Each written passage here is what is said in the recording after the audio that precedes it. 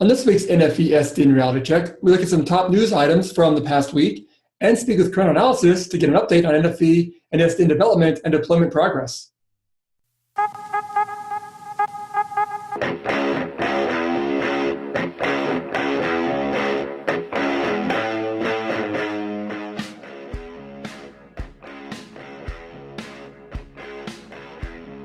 Well, thanks for joining us in this week's NFV SDN Reality Check. I'm your host, Dan Meyer, Editor-in-Chief at RCR Wireless News.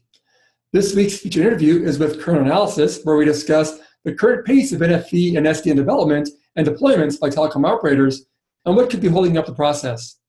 But first, let's take a look at some top headlines from across the space over the past week. Well, AT&T was tapped as being furthest along in NFV deployments though telecom rival Verizon is becoming more vocal in its own advances, according to a recent report from Technology Business Research.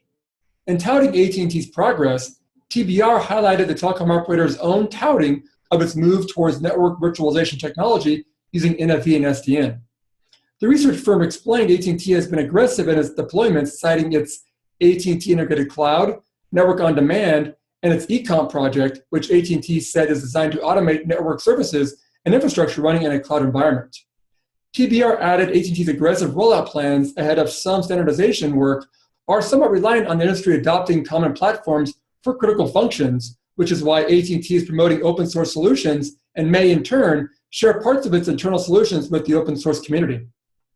TBR said this method is expected to allow AT&T to achieve substantial benefits from NFV deployments within the next 2 years, including lower spend and increased revenue. As for Verizon, TBR found the telecom operator has been highlighting its work on managed software-defined WAN, virtual network security solutions, and cloud interconnect through its secure cloud interconnect platform. The carrier is expected this year to further boost those options with SDN WAN multi-tenant, NFV orchestration, and NFV hosting. Verizon was also cited for being tough on the vendor community, with TBR noting criticism from Verizon on incomplete orchestrators, not delivering on multi-tenant solution capabilities, providing gray boxes rather than true commodity white boxes, and not fully addressing service assurance. The carrier has also been critical of suppliers charging for increment of new software functionality added to a solution rather than business value from end customer benefits, and to understand that delivery options for the solution must be aligned to the service provider's needs, not the vendors. TBR also noted Verizon's efforts are also look to be targeting support for 5G technology plans, with indications the carrier is looking to align NFV and SDN to fulfill 5G requirements and planning to move its wireless network services closer to the edge of the network using NFV. Also this week, a new report from Strategy Analytics suggests service providers should first move on virtualizing their network and service platforms to reduce risk associated with deploying NFV in cloud environments. The firm cited out ongoing concerns regarding carrier class reliability of NFV and SDN solutions in support of commercial services, which has sequestered initial deployments to more limited enterprise models.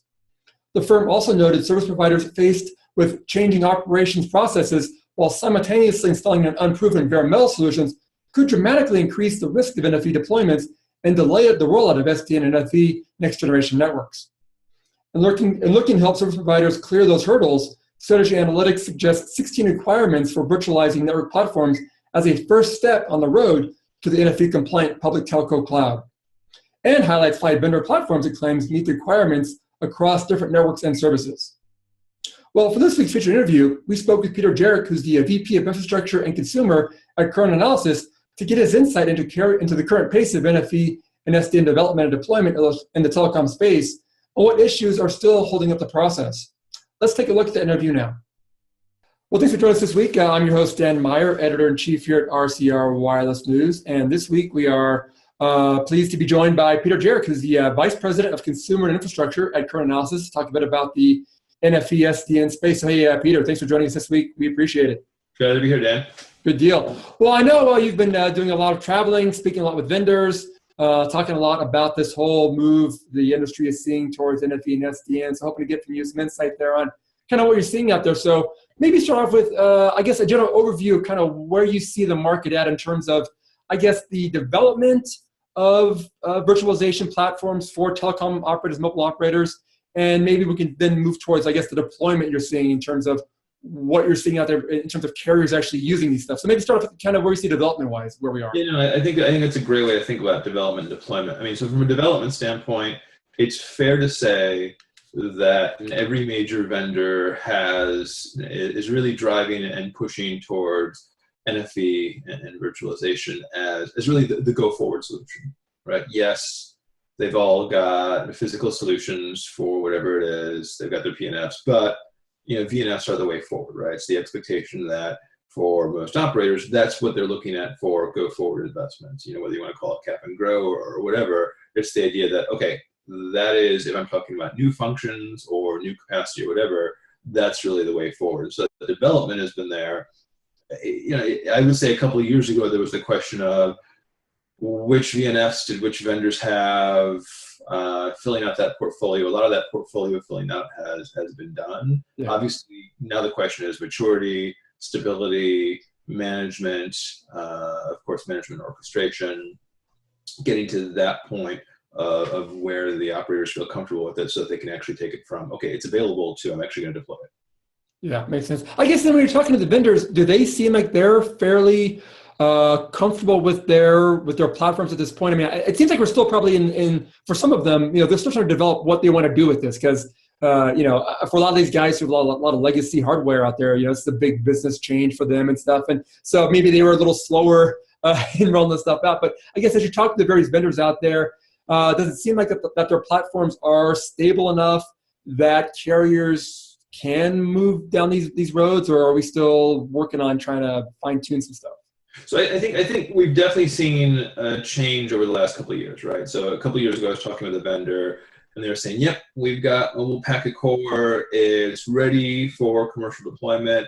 It's great, and we're implementing some new software. At the time, it was DPDK, which will improve with data plane." The question was, well, okay, so what will that get you? Well, that'll really get us the data plane that operators are looking for. So you go back and say, so wait, you've got a commercial offer, but it doesn't have this thing that operators are looking for. Is it, how do you square that circle?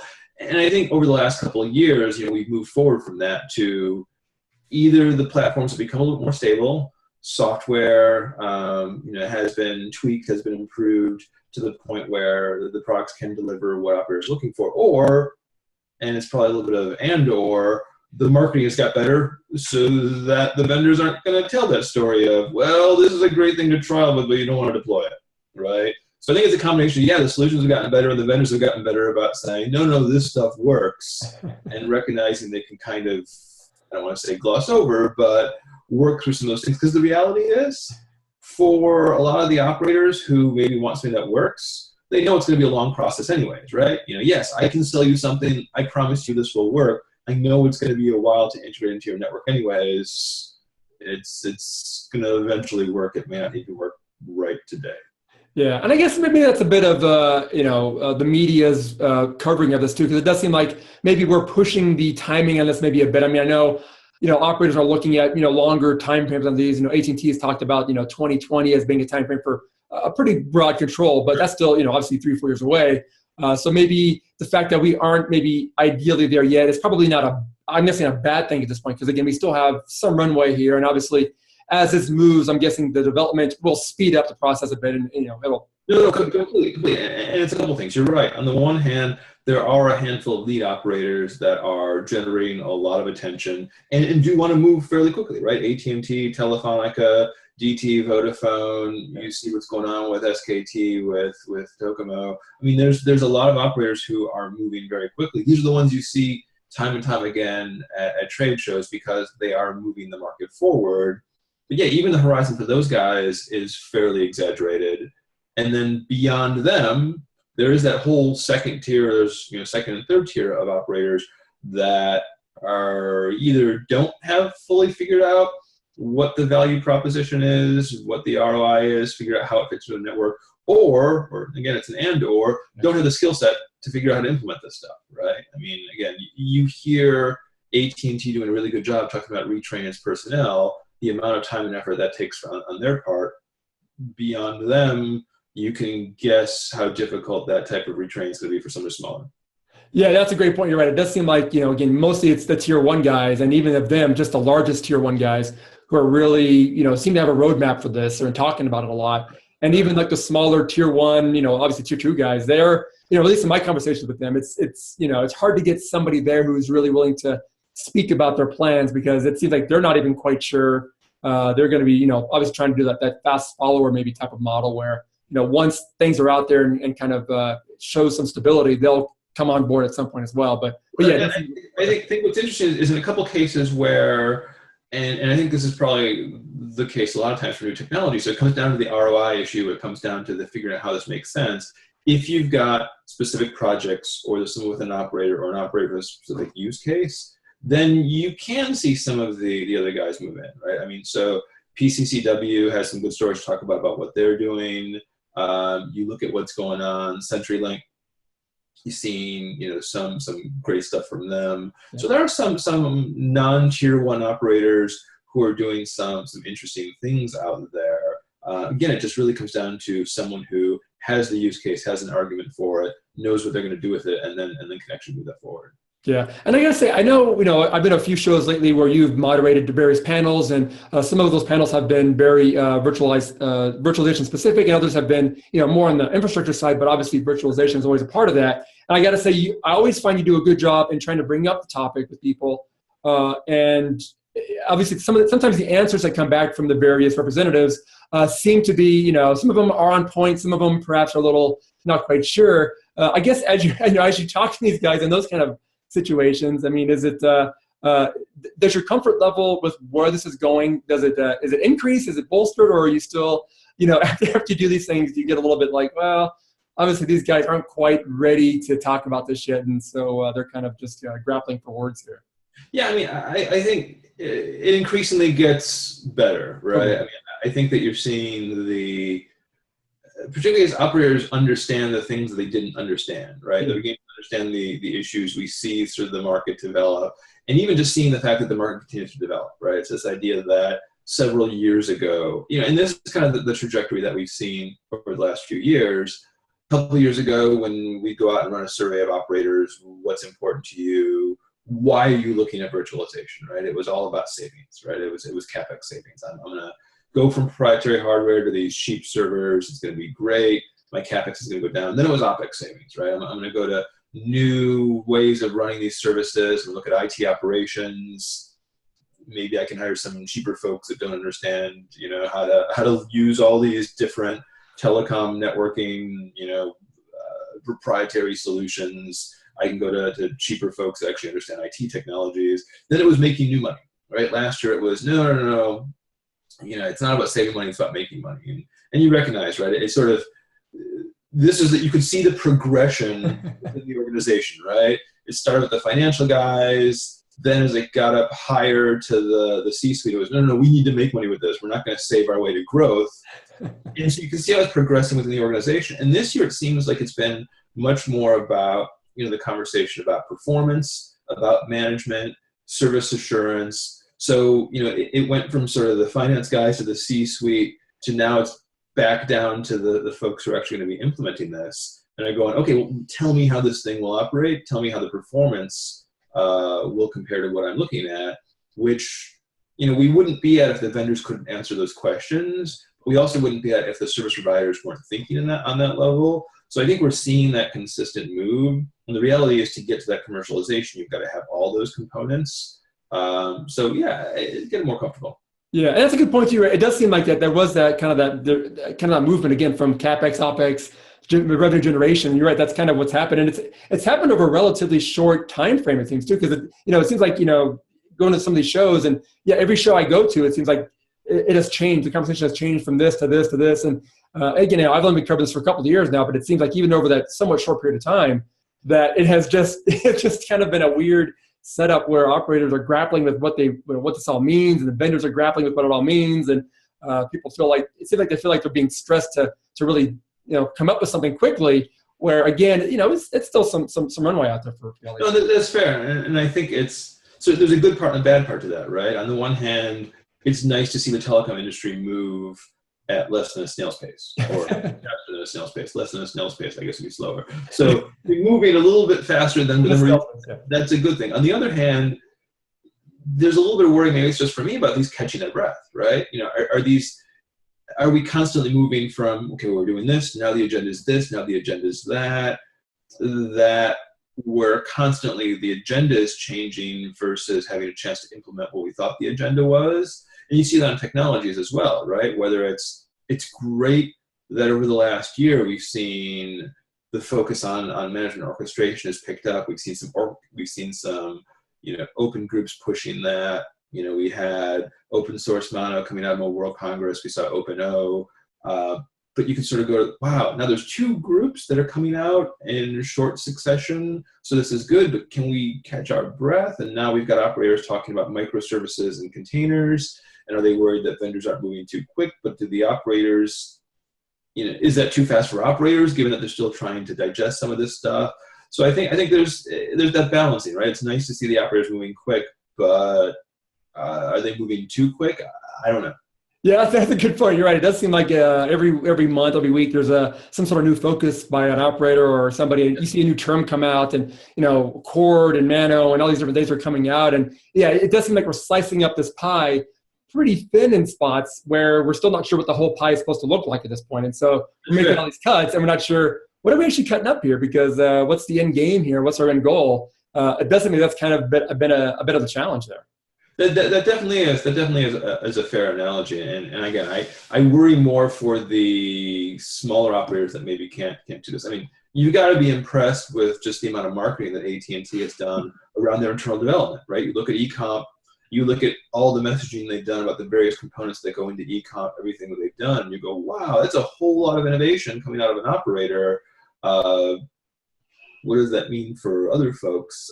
I don't know. It's impressive. Yeah. And again, you're right. It does seem like you need to have some operators who are definitely driving this, and it seems like they're working with the vendors to do that. But at the end of the day, you hope that they all allow whatever they develop to flow back into that open source community. But then they said that's kind of the plan. But you hope it all kind of flows down so that everybody can take advantage of this, and again, everybody's kind of back on the same page. Hopefully, I mean, obviously, it's nice to have a competitive advantage over your rivals if you can. But it seems like for this whole thing to kind of really flush out in the end to be this kind of platform that everybody can benefit from, you would hope that everybody kind of agrees at some point that this is good for everyone down the road. Yeah, there's the hope, right? I mean, it's the hope that we can get the vendors together. Yeah. We can get, and the whole vendor ecosystem, right? From not just the VNF suppliers, but the platform suppliers, as well as the silicon providers up through the monostack and OSS, BSS. I mean, we saw a lot of stuff. It's interesting, right, that a bunch of my team was over at TMF, Management World, just not long ago. And, even there, NFV was, a show that's usually about OSS, BSS, you sort of associate with that. Now the question is, well, how do we integrate these new virtualization technologies into that? Throughout the ecosystem, there's a lot of moving pieces that need to get involved. And it seems like the industry's recognized that. How we pull it all together to make sure, to your point, it's all open and it's moving forward. Particularly, we want to get this stuff rolled out quickly and in an assured way. I mean, there's always the temptation, and there's always just the real interest of, look, if I need to walk before I run, I need to make sure this stuff works. I need to get it rolled up yesterday, not 2 years from now. There is that temptation to go with one vendor, right? And I'll figure it out with one vendor, and maybe later on I'll figure out how I pull in multiple vendors. There's always that temptation. Yeah, I was asking about that because does it seem like that there is enough interoperability, I guess, between the vendors, or enough talking between the vendors that an operator, can they at this point, do you think, deploy a multi-vendor VNF, NFV solution, or at this point, do you think it probably makes more sense for them to go down a single vendor road, which, obviously you're always trying to avoid that vendor lock-in, but are we obviously to a point yet where that can happen? And do you think that at any point down the road that everybody can kind of work together? Because that's always been the bugaboo with the telecom market. The vendor space has always been, obviously, you get different equipment, towers can talk to each other when it comes to handoff between phones and stuff, but it always seems like, there's always sections of equipment. There's certain geographic regions where you have to have the same equipment for it to work. I guess, is there enough communication, do you think, in the vendor community and maybe through the various, open source community projects as well that can move down that road? Are we getting there? Sure. I mean, I think this is one of those spots where the old adage, everything has a price. At the right price, everything is for sale. I mean, this is one of those things that, sure, you could definitely pull in Multivendor today. You're seeing it take place, right? There are deployments out there that are that have that have VNFs from multiple vendors integrated into one solution. Some VCPE solutions that are out there that are already doing that. Just the question is, what are the integration costs? How difficult is that? How difficult is it, again, for a big operator versus a small operator? Are you doing your own integration? Are you serving as your own prime, or do you have someone else in there? And how difficult is that onboarding of multiple VNFs? It just comes down to the question of how much hassle is it. So yeah, it's always possible. Anything's possible, right? Yeah, if you have enough money to throw at it, you can make it all work at some point. But right, definitely. And it's not just getting it to work; it's getting it to work with a level of service assurance that you're comfortable with, integrated into your OSS BSS in a way that can do what you want to do with it, and not just that it works, but that you can do some innovative services and launch some innovative services and manage them in the correct way. Well, again, a lot of moving pieces. Yeah, that's a good point too. Obviously, it does seem like Telecom has a certain service level quality that they're known for. I mean, whether it's a 5.9 models, how do you want to describe it, but it does seem like historically Telecom, people expect certain service levels from Telecom, and that does seem like an interesting part because we get a lot of vendors coming from the IT or data center side who perhaps aren't as familiar with what Telecom needs. And so it's interesting to kind of hear their viewpoints as opposed to the more traditional telecom vendors and carriers, what they're looking for. That does seem like that's a bit still kind of being worked through the process. What do we really need in this virtualized world? Do we need the 5.9s assurance? I mean, can we go with 4.9s or 3.9s at that point? So it does seem like there's still some kind of fine tuning needed there.